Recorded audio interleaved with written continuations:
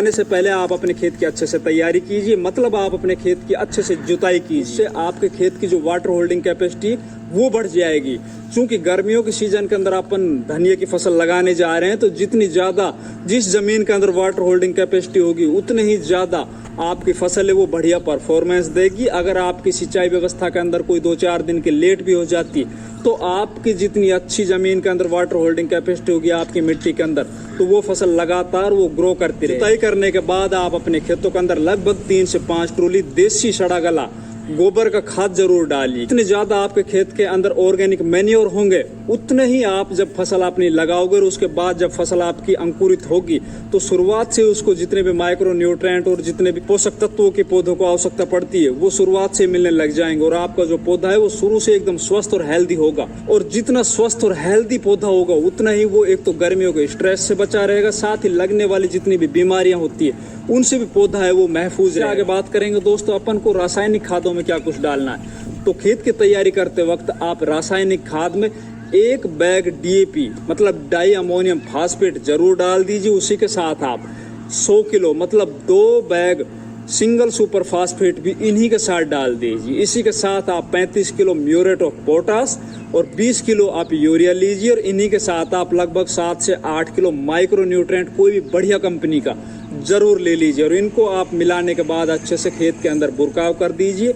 जब आप बुरकाव कर दो उसके बाद आप अपने खेत के अंदर अच्छे से जुताई कीजिए। जुताई करने के बाद आप इसमें रोटावेटर चला दी। अब बात करेंगे दोस्तों एक कामयाब किसान की स्ट्रेटेजी नंबर 2 मतलब बीज सिलेक्शन के अंदर अपन को कुछ सावधानियां बरतनी है। हमारे देश के अंदर अधिकतर किसान क्या करता है कि वो दुकान पे जाता है, दुकानदार भाई जो भी बीज उसको पकड़ा देता है उसी को लाकर अपने खेतों के अंदर लगा देता है। वो ये नहीं देखता है कि या अपन बीज लेकर आए हैं वो उस सीजन के लिए है भी या नहीं है।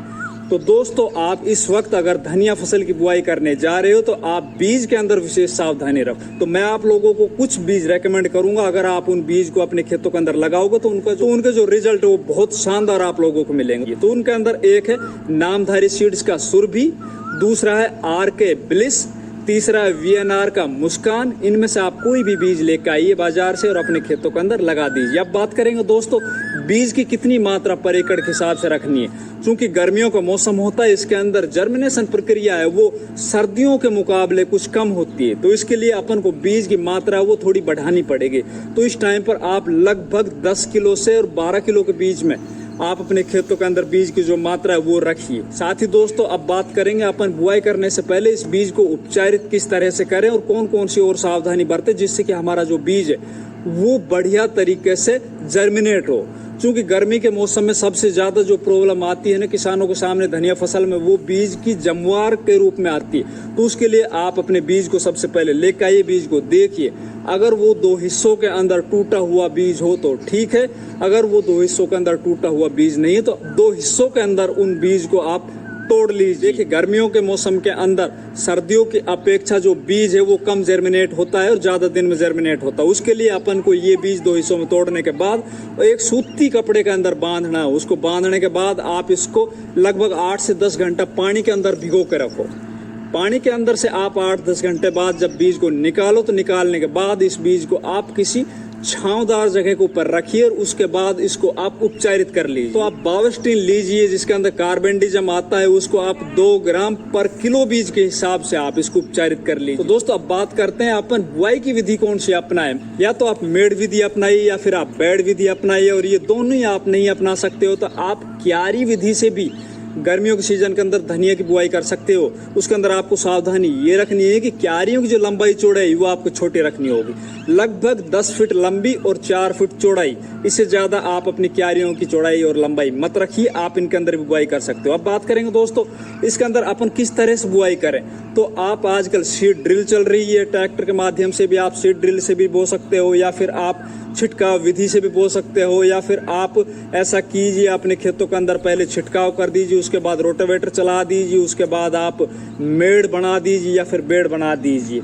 और या फिर आप क्यारियों के अंदर अगर क्यारी बना रहे हो तो आप पहले क्यारी बना लीजिए, उसके अंदर हाथों से छिटकाव करके और फिर हाथों से मिला के उसके अंदर सिंचाई करनी है। सिंचाई से पहले दोस्तों अब बात करेंगे अपन कि खरपतवार का किस तरह से नियंत्रण करें। तो जब आप अपने खेतों के अंदर धनिया की बुआई कर चुके हो और आप सिंचाई करने जा रहे हो, तो उससे पहले आपको पेंडिमेथिलिन लगभग 1 लीटर पर एकड़ के हिसाब से अपने खेतों के अंदर स्प्रे करनी है। पेंडिमेथिलिन की स्प्रे करने के बाद आपको तुरंत सिंचाई कर देनी है। ये करने के बाद दोस्तों, अगर बाद में अगर आपके खेतों के अंदर खरपतवार फिर भी निकल आते हैं, एक 16 लीटर वाले पंप में लगभग 15 से और 20 ml के बीच में टरगस ऊपर डाल के आप खड़ी फसल में स्प्रे कर सकते हो। उससे आपकी जो जितनी भी सकरी पत्ती के खरपतवार अगर बाद में निकल भी आए होंगे तो वो खत्म हो जाएंगे। अब बात करेंगे दोस्तों अपने खेतों के अंदर हमें सिंचाई व्यवस्था किस तरह से करनी है। तो जब आप पहले सिंचाई करने जा रहे हो, चाहे वो आप फ्लड इरिगेशन मतलब खुले सिंचाई कर रहे हो या फिर आप स्प्रिंकलर चला रहे हो या फिर आप ड्रिप चला रहे हो, तो जो पहली सिंचाई करनी है वो आपको अच्छी गहरी सिंचाई करनी है।